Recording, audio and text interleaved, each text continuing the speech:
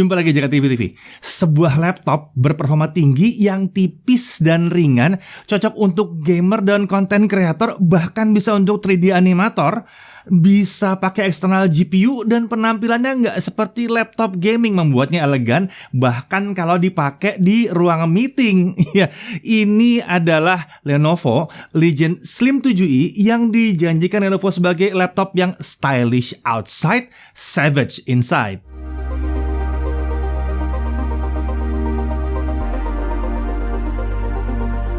Ya, ini adalah Lenovo Legion Slim 7i. Biasanya kalau kata-kata slim itu adanya di IdeaPad atau di Yoga.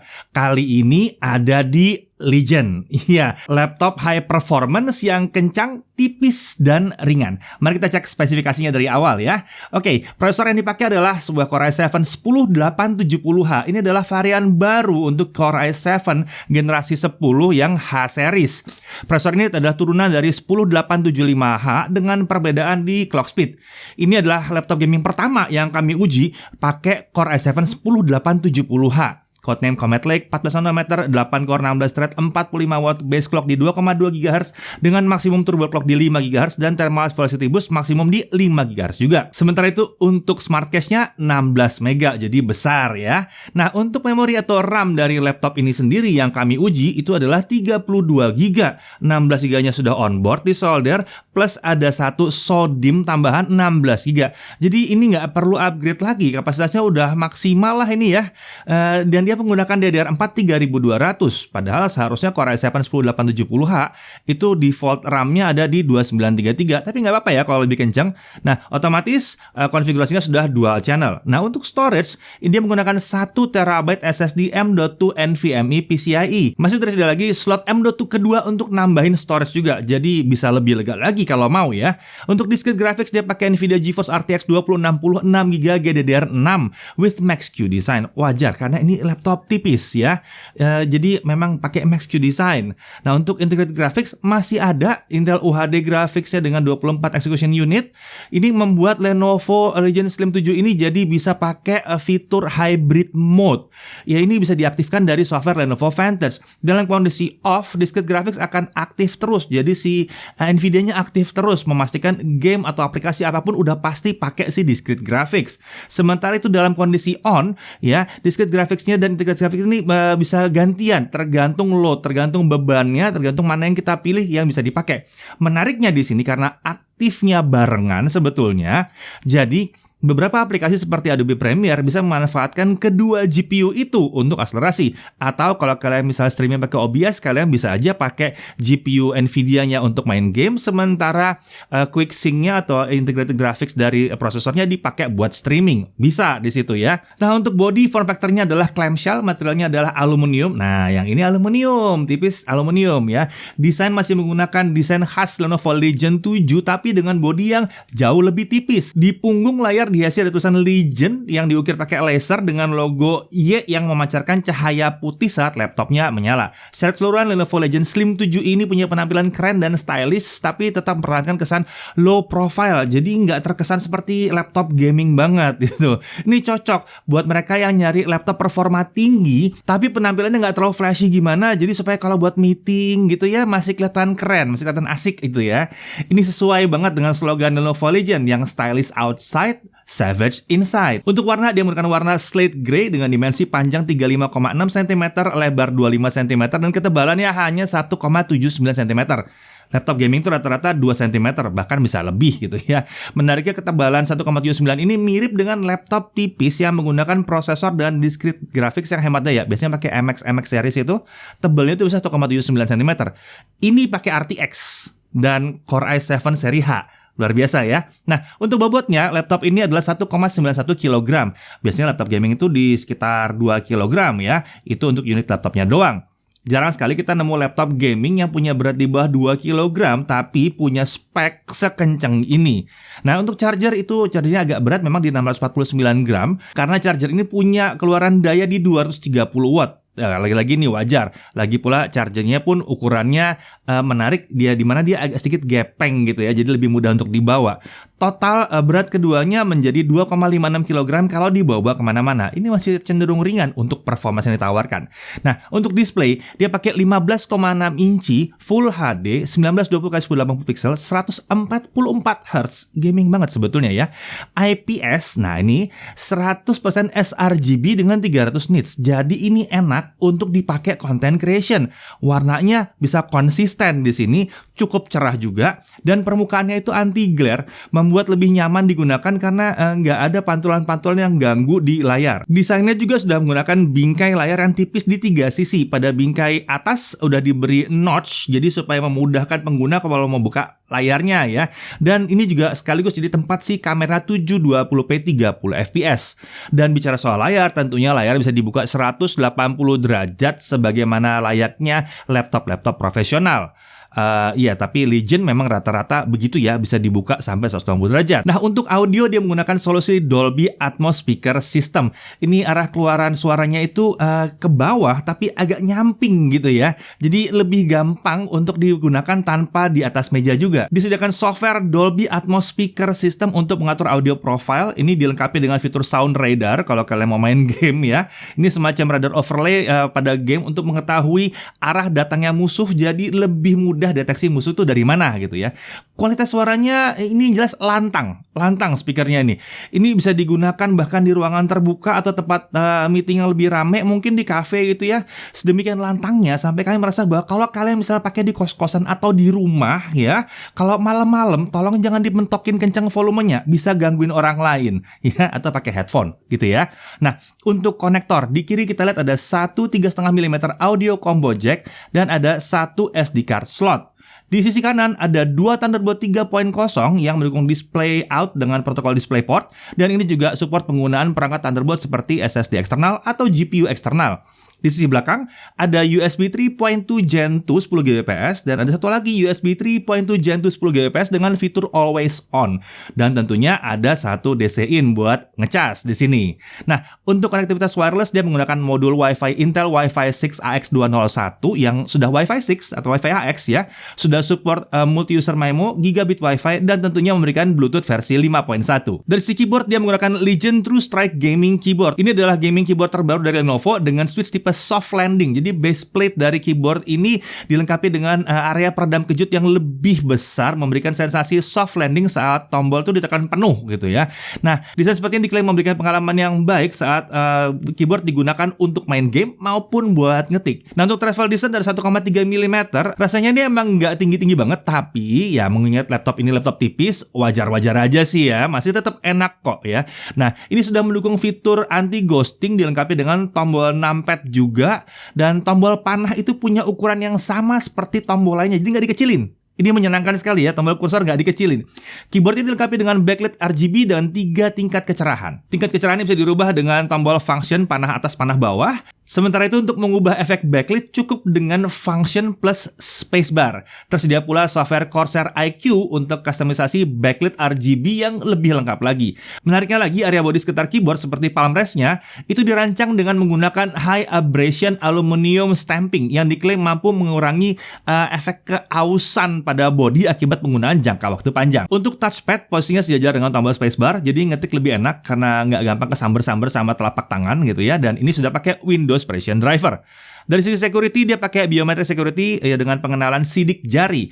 Posisi sensornya itu nyatu dengan tombol power. Ini jarang sih sebetulnya di laptop gaming itu punya fitur keamanan seperti ini. Jadi ketahuan tujuannya memang lebih ke arah hybrid ketimbang ke arah gaming doang. Lalu dia juga punya webcam privacy shutter di mana ada kameranya itu punya slider buat ditutup. Jadi lebih aman lagi. Untuk performa tersedia 3 opsi performance profile yang dapat dipilih melalui menu thermal mode di software Lenovo Vantage. Pergantian opsi performance profile di thermal mode ini akan membuat warna lampu di sekitar tombol power itu berubah. Kalau di performance lampunya merah, kalau di balance lampunya jadi putih, kalau di quiet lampunya berubah jadi warna biru. Nah, opsi performance profile ini juga bisa lebih cepat diganti dengan pakai function plus tombol Q aja sebenarnya. klasik Lenovo. Nah, sekarang mari kita coba performance-nya seperti apa ya. Konsistensinya dulu kita lihat. Di mode balance, berskor yang dicapai adalah 1387 poin. Ini tergolong tinggi, tapi bukan yang kami harapkan dari prosesor 8 core 16 thread Core i7 ya. Setelah diubah ke performance, skornya naik jadi 1740 poin. Nah, ini yang kita harapkan untuk performa tertingginya. Tapi bukan berarti yang 1300-an tadi juga terlalu kecil. Enggak sih, lumayan kenceng itu memang ya. Nah, untuk sustain performance, tampak di mode balance itu ada di kisaran 1200-1300 poin. Dengan mayoritas skor nyaris mendekati 1300 poin. Di mode balance, tampaknya performa prosesor tuh belum dikeluarkan sepenuhnya. Tapi ini justru berimbas positif pada suhu kerja prosesor. Nanti kita lihat ya, gimana suhunya dalam pengujian suhu.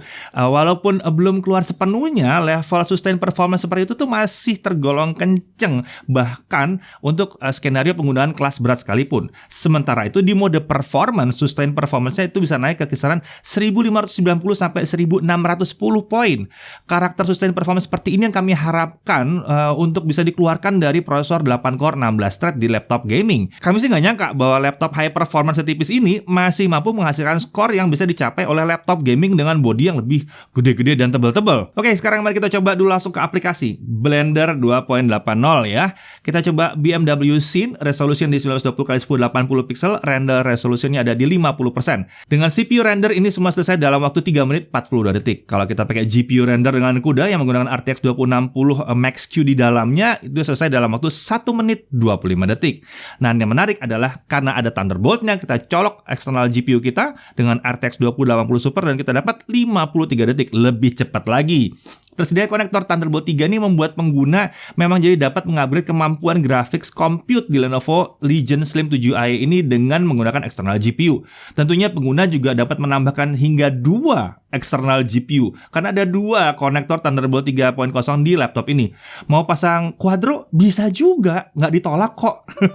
Oke, mari sekarang kita pindah ke content creation dengan video editing. Kita pakai Adobe Premiere CC 2020, exporting video 4K 60 2 menit 7 detik ke 4K 60 untuk YouTube ya. Nah, dengan render Mercury Playback Engine software only, jadi ini software aja dengan prosesor aja, dia selesai dalam waktu 11 menit 14 detik rendernya. Kalau kita pindah ke dengan CUDA ya, ini berubah jadi 4 menit 18 detik. Nah, ini kenceng. Jadi mau ngedit-ngedit video 4K di sini bisa. Ini 4K 60, 4K 30 akan lebih enteng lagi harusnya ya. Lalu untuk skenario Full HD bagaimana kalau misalnya video Full HD? Nah, kita pakai video yang sama Full HD atau 1080p tapi 60 fps. Jadi agak sedikit lebih berat dari yang 30 ya. Pakai software dia selesai dalam waktu 4 menit 35 detik dan kalau kita pakai CUDA itu akan selesai dalam waktu 1 menit 14 detik. Jadi kenceng banget. Kalau kalian ngedit video Full HD, ini sih mantap banget sih ya. Oke, mari sekarang kita beralih ke gaming ya. Karena awalnya nama Legion ini buat laptop gaming. Kita tes gaming dong. Dota 2 1080p, quality preset di fastest, rendering scale di 100%, game e-sport ini bisa jalan di scene berat antara 100 sampai 110 fps, scene ringan bisa 160 fps. Jadi benar-benar bisa memanfaatkan layarnya yang 144 ya. Lalu CS:GO 1080p, quality preset di low, kita masih bisa dapat scene outdoor itu sekitar 210 sampai 300 fps. Benar-benar kepake 144-nya jadinya ya. Mantap banget untuk e-sport ini, mantap sekali. Lalu kita pindah ke GTA 5 1080p, quality setting di very high, kita bisa dapat di 110 sampai 150 fps. Game open world ini kayaknya ditelan bulat-bulat ya, nggak ada masalah sama sekali. Lalu gimana kalau kita masuk ke game AAA yang lebih berat? Kita coba Shadow of Tomb Raider 1080p, quality preset di high. Lalu kita hidupkan ray tracingnya jadi RTX-nya high juga. Nah, kita dapat 35 sampai 50 fps, tapi dengan gambar yang indah sekali. Kalau mau RTX-nya di medium, harusnya frame rate-nya bisa lebih tinggi lagi, tapi kita suka dengan kualitas gambar yang tinggi seperti ini. Kemudian untuk Death Stranding, quality preset di very high, DLSS mode-nya ada di performance mode ya. Kita dapat 90 sampai 110 fps. Nggak ada masalah dengan Death Stranding, kenceng aja jalannya. Nah, kemudian Assassin's Creed Valhalla.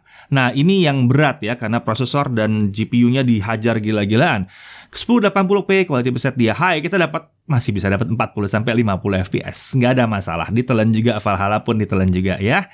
Nah, untuk World of Tanks 1080p, quality preset di Ultra, kita bisa jalan di 100-120 fps dengan sedikit gejala drop 85 fps hanya pada saat ledakan-ledakan aja ya. Oke, untuk gaming kayaknya dia nggak punya masalah. Mari kita pindah ke storage test ya. Crystal Disk Mark kita menunjukkan bahwa read-nya bisa di 3275 Mbps dan write di 3064 Mbps. Berarti sama seperti Lenovo yang lainnya di kelas Legion, SSD-nya super kencang banget. Oke, sekarang mari kita beralih ke baterai dengan kapasitas 71 Wh, brightness 50%, volume 25%, hybrid mode-nya di on, IGP-nya aktif ya. 1080p video playback itu dapat hampir 6 jam atau tepatnya 5 jam 50 menit. Nah, ini sesuai dengan janji sih sebetulnya, sekitar 6 jam memang janjinya ya. Lalu untuk web browsing dengan Chrome itu di kisaran 5 jam. Ini udah cukup baik sih sebenarnya ya. Walaupun kalian berharap daya tahannya sedikit di atas 6 jam sebetulnya. Nah, kalau kalian tidak menghidupkan mode hybridnya, kalau kita tes pakai RTX 2060 Max-Q-nya aktif terus, itu 1080 video playback itu jadi 2 jam 39 menit. Jadi kalau kalian mau bawa dia ke luar rumah nggak nyolok ke listrik, sebaiknya hybrid mode-nya on aja biar pakai baterai juga bisa lebih lama. Agak jauh lebih lamanya ya. Nah, untuk charging memang dijanjikan bisa rapid charging. Kalau kita tes dengan rapid chargernya off ya, kita dapatkan pengisian penuh itu sampai 100% di 2 jam 28 menit. Ini masuk dalam kategori normal-normal aja. Karena sekitar 2 jam sampai 2,5 jam itu normal. Lalu kita coba hidupkan rapid charge-nya. Klaim Lenovo adalah 50% terisi dalam waktu 30 menit. Nah, di sini biasanya Lenovo sering sekali berbohong. Kenapa? Karena dalam 30 menit kita tes, kita dapat bukan 50% tapi hampir 60%. Tepatnya 59%. Nggak apa-apa ya kalau bohongnya baik kayak begini ya. Nah, untuk full sampai 100% dia hanya butuh waktu 1 jam 18 menit. Ini kenceng parah sebetulnya, karena biasanya normal itu ada di 2 jam. 1,5 jam itu sudah kenceng, ini 1 jam 18 menit dari 0 sampai 100%. Luar biasa. Nah, kita beralih ke sistem pendingin. Ini menggunakan sistem pendingin Legion Cold Front 2.0. Dilengkapi dengan 3 buah heat pipe tembaga dan 2 kipas yang mendinginkan CPU, GPU, chip GDDR6, komponen VRM, dan chip PCH. Ada 4 ventilasi pembuangan panas, ada di kanan, kiri, belakang kanan, dan belakang kiri. Untuk suhu kerja kita tes pakai Loud Cinebench R15 looping di balance mode. Kita dapat pada mode ini di awal pengujian suhu prosesor naik hingga 73 derajat, lalu turun ke 60-63 derajat. Suhu kerja yang tergolong rendah sekali sebetulnya, mengingat mode ini performance prosesor juga udah tergolong kencang sebetulnya. Kalian bisa content creation di mode ini. Nah, kalau di performance mode gimana? Suhunya memang jelas harus lebih tinggi memang, karena performance mode ini mengeluarkan semua kemampuan dari performance prosesornya. Dia bisa mencapai 90-93 derajat Celcius dengan beberapa kali drop turun ke 80 derajat Celcius. Jadi kayaknya dia colong-colong terus turun, colong-colong terus turun, kayak gitu ya. Nah, setelah setengah pengujian berjalan, suhu kemudian turun ke 82-85 derajat Celcius. Dengan sesekali tetap dia berusaha untuk spiking ke 93 derajat Celcius untuk colongan performa. Memang kayak begini kalau misalnya masuk dalam mode performance, suka gini, colong-colong performance ya. Tapi sekali lagi, untuk laptop tipis ini adalah skor yang sangat baik sekali sebenarnya. Lalu kalau kita lihat di bagian GPU-nya, kalau kita stress test GPU, suhu tertinggi RTX 2060 Max ini hanya mencapai 70-71 derajat Celcius. Nah, sekarang kalau kita load CPU dan GPU gimana? Kita pakai Assassin's Creed Valhalla 30 menit di performance mode ya. Nah, suhu prosesor tampak berfluktuatif sekitar 75-87 derajat Celcius. Ini menarik, hanya sampai 90-an. Sementara itu suhu tertinggi dari RTX 2060 Max-Q-nya hanya mencapai kisaran 74-75 derajat Celcius. Jadi aman banget. Oke, sekarang kita beralih ke suhu permukaan. Kita pakai Flare One. Kita jalan Assassin's Creed Valhalla lagi di performance mode. Permukaan bodi dengan suhu paling tinggi itu adanya di area tengah keyboard di sekitar tombol power. Di sekitar tombol power ini suhunya bisa mencapai sekitar 58 derajat Celcius. Sementara itu di area tengah keyboard itu sekitar 50 derajat Celcius. Ini cukup wajar karena ini posisi CPU dan GPU-nya dan ini sebuah laptop yang tipis. Nah, untungnya area tombol ASDW itu aman. Jadi masih tetap di bawah 40 derajat Celcius. Sementara palm rest juga aman di bawah 35 derajat Celcius. Ingat ya, suhu tinggi ini hanya terjadi pada saat stresnya luar biasa tinggi sekali. Saat aktivitasnya ringan, ngetik-ngetik, browsing, itu jelas nggak akan sampai setinggi ini. Ngedit video nggak. Ngeksport mungkin akan naik, tapi tetap nggak setinggi gini sih harusnya. Oke, harga. Tentunya nggak mungkin ya laptop tipis kayak begini, performance setinggi ini, kemampuan seperti ini harganya mau di bawah 10 juta. Ya nggak mungkin, udah pasti gitu ya. Nah, unit yang kami uji dengan Core i7 10870H, RAM 32GB, SSD 1TB, RTX 2060 Max-Q, Full HD 144Hz 100% sRGB, itu harganya 27.999.000. Nah, harga ini semua sudah termasuk dengan sistem operasi Windows 10 tentunya ya, Microsoft Office Home and Student 2019 yang aktif senilai 1,8 juta, dan ada bonus pembelian. Ada Legion M500 RGB Gaming Mouse, ada Legion H300 Stereo Gaming Headset juga di situ, ada Legion 15,6 inch Recon Gaming Backpack juga. Jadi lengkap, udah langsung dilengkapin. Nah, lebih hebatnya lagi dia sudah pakai garansi Premium Care selama 2 tahun yang dilengkapi dengan Accidental Damage Protection. ADP ini adalah proteksi terhadap kecelakaan yang kalian lakukan gitu ya. Mencakup ketumpahan kopi, jatuh dari atas meja, keretakan panel LCD, keyboard mati, korsleting, jatuh nggak sengaja, dan sebagainya. Ini ditanggung selama 2 tahun dan ditanggung 100%. Dapat diklaim berulang-ulang kali selama partsnya bukan parts yang sama. Kalau parts yang sama itu maksimum diklaim 2 kali doang. Tapi kalau pindah-pindah, sekarang jatuh, besok ketumpahan ya, itu ya tentunya di-handle. Ya, tapi kalau misalnya kalian kehilangan, ya itu bukan salahnya Lenovo ya. Itu nggak akan diganti kalau kalian kehilangan, itu beda urusan. Nah, hal yang perlu diperhatikan dari laptop yang satu ini adalah daya tahan baterai memang tidak panjang-panjang amat ya. Walaupun udah cukup baik kalau lihat dari spek hardware-nya, dan mengingat bahwa kalau laptop tipis baterainya emang nggak bisa gede-gede amat ya. Pastikan aja kalian bawa charger kalau memang kalian akan keluar rumah agak lama ya. Untuk suhu permukaan bodi juga tergolong tinggi di area bagian tengah pada saat load-nya tinggi sekali, memang bebannya konstan dan lama.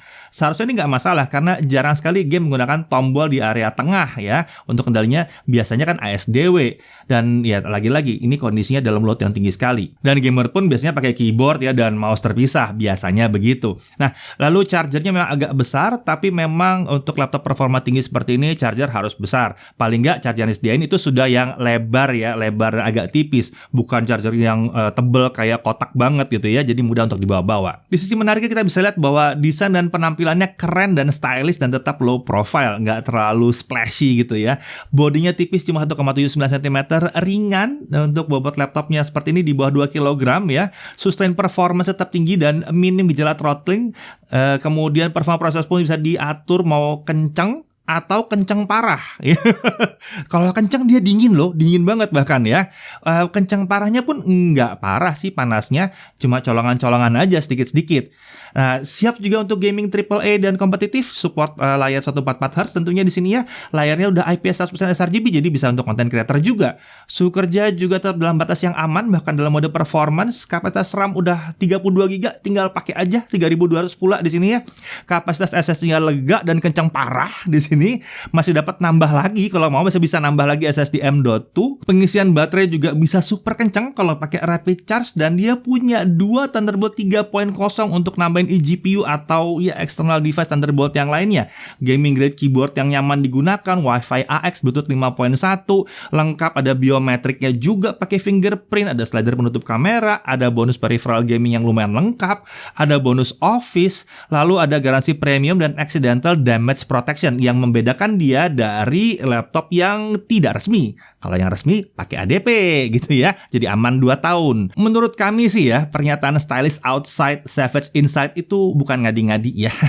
Dari luar emang si Lenovo Legion Slim 7i ini tampaknya sederhana dan tidak terkesan seperti laptop gaming yang splashy atau yang wah banget gitu ya. Cenderung stylish karena relatif tipis. Akan tapi di dalam bodinya sudah dibenamkan kemampuan layaknya sebuah laptop gaming high performance atau laptop content creator high performance dengan fitur-fitur yang sangat lengkap. Saya Deddy Irfan, Jaga TV TV.